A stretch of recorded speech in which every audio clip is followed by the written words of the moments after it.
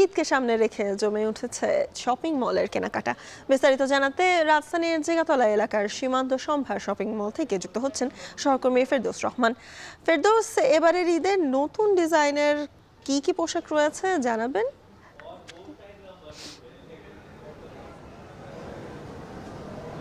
স্বর্ণা, আমি কিন্তু সীমান্ত সম্ভারে রয়েছি।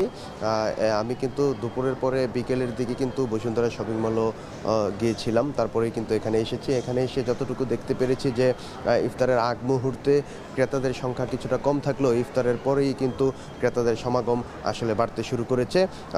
তারা কিন্তু দোকানগুলোতে আসতে শুরু করেছেন এবং তাদের পছন্দের যে পোশাকগুলো রয়েছে সেগুলো কিন্তু তারা দেখছেন এবং ক্রয় করছেন, পরিবারের জন্য কিন্তু তারা নিয়ে যাচ্ছেন। আমরা যদি একটু বলে রাখতে চাই যে আজ কিন্তু মাহে রমজানের সপ্তম দিন হয়ে গিয়েছে। তো সাতটি রোজা পেরিয়ে যাওয়ার পরেও কিন্তু ক্রেতারা তাদের পছন্দের পোশাক কিনতে বিভিন্ন শপিং মলগুলোতে আসতে শুরু করেছেন।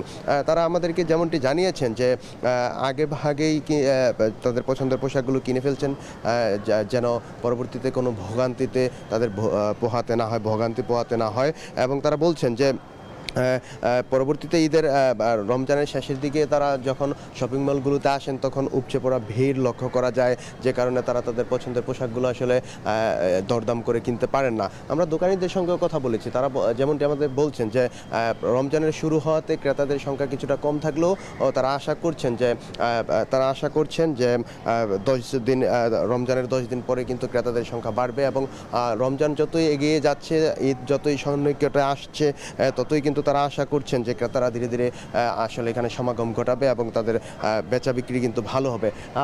বিভিন্ন বিক্রেতারা আমাদেরকে জানিয়েছেন যে এই কয়েকদিনেও কিন্তু বেচা বিক্রি ভালোই তাদের হয়েছে, তারা এতে সন্তুষ্ট প্রকাশ করছেন এবং তারা আশা করছেন যে আগামী দিনগুলোতেও বেচা বিক্রি কিছুটা ভালো হবে, আরও বৃদ্ধি পাবে, এমনটাই কিন্তু তিনি জানিয়েছেন। তো আমরা কিন্তু এখানে বিক্রেতা এবং ক্রেতাদের সঙ্গে কথা বলে কিন্তু যতটুকু জানতে পেরেছি যে মার্কেটগুলোতে নতুন নতুন পোশাক এসেছে, সজ্জিত হয়েছে, ক্রেতারাও নতুন পোশাকে সন্তুষ্ট, বিক্রেতারাও কিন্তু তাদের বেচা বিক্রিতে সন্তুষ্ট প্রকাশ করছেন। তো স্বর্ণা, এই ছিল শপিং মল থেকে আমার কাছে সবশেষ। সহকর্মী ফেরদৌস জানাচ্ছিলেন ঈদ কেনাকাটা নিয়ে সবশেষ।